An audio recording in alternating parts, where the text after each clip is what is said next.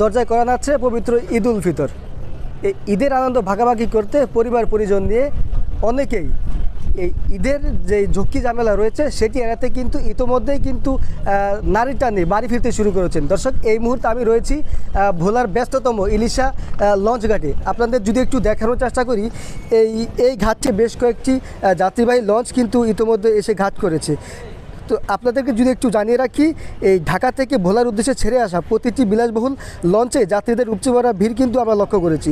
এসব লঞ্চগুলো প্রায় 5 থেকে 5.5 ঘন্টার মধ্যেই এই দ্বীপ জেলা ভোলার ইলিশা লঞ্চ ঘাটে এসে ঘাট দিচ্ছে এবং এই যাত্রী নামানোর পরপর দ্রুতই লঞ্চগুলো ফের ঢাকার উদ্দেশ্যে যাত্রা শুরু করছে।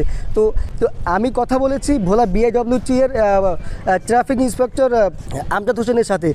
তিনি আমাকে জানিয়েছেন ঈদ যাত্রা স্পেশাল ট্রিপে শুধুমাত্র ভোলা থেকে ঢাকার ইলিশা নৌরুটে প্রায় 18টি লঞ্চের চলাচলের অনুমতি নিয়েছে। এছাড়া যাত্রীর চাপ বাড়লে লঞ্চের পরিমাণও বাড়বে বলে জানিয়েছেন তিনি।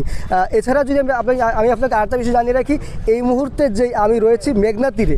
এই মেঘনা নদীতে গতকাল থেকে 7 মাসের জন্য সরকারিভাবে আনুষ্ঠানিকভাবে অর্থাৎ ডেঞ্জার জোন হিসেবে চিহ্নিত করা হয়েছে এবং এই রুটে ছোট লঞ্চ যেগুলো সি সার্ভে ব্যতীত রয়েছে সেগুলো কিন্তু ইতিমধ্যে আগামী 7 মাসের জন্য চলাচলে নিষেধাজ্ঞা জারি করা হয়েছে। এই গরমে আরাম নিয়ে হবে না হাহুতাশ, ঘুরলে পরে ওয়ালটন ফ্যান বাতাস আর বাতাস। বিআইডব্লিউটিএ থেকে আমাকে জানানো হয়েছে এই ঈদে ঘরমুখো মানুষের নিরাপত্তা নিশ্চিতে তারা কাজ করছেন। এছাড়া আপনাদেরকে যদি একটু জানিয়ে রাখি, এই ঈদের নারীর টানে ঘরে ফেরা মানুষের নিরাপত্তা নিশ্চিতে কাজ করছে বাংলাদেশ কোস্টগার্ড দক্ষিণ জোন। এই মুহূর্তে আপনারা দেখতে পাচ্ছেন কোস্টগার্ডের 2টি অত্যাধুনিক স্পিডবোট এই নদীতে টহল কার্যক্রম চালাচ্ছেন। এছাড়া কোস্টগার্ডের সাথে কথা বলছি, কোস্টগার্ড জানিয়েছেন এই ঘরে ফেরা মানুষের নিরাপত্তা নিশ্চিতে বিশেষ টহল, জনসচেতনতামূলক মাইকিং, লিফলেট বিতরণ, সন্দেহজনক ব্যক্তি ও নৌযানসমূহের তল্লাশি এবং যাত্রীদের ভ্যাগসহ অন্যান্য নিরাপত্তা কার্যক্রম পরিচালনা করছেন।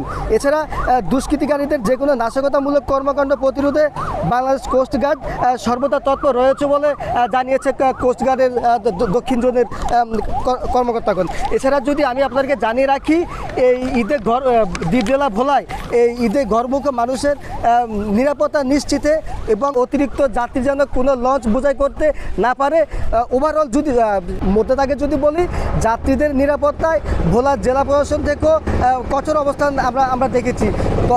বেশ গত কয়েকদিন ধরে জেলা প্রশাসনের ভ্রাম্যমাণ আদালত এই ভোলার লঞ্চ ঘাটগুলোতে কিন্তু তারা ভ্রাম্যমাণ আদালত পরিচালনা করছে। তো এছাড়াও যদি বলি,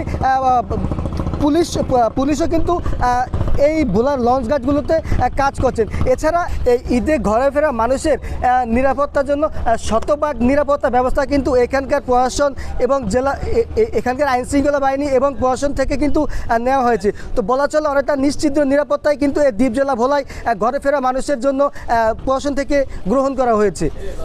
মোহাম্মদ খায়রুল ইসলাম, ঢাকা পোস্ট, ভোলা।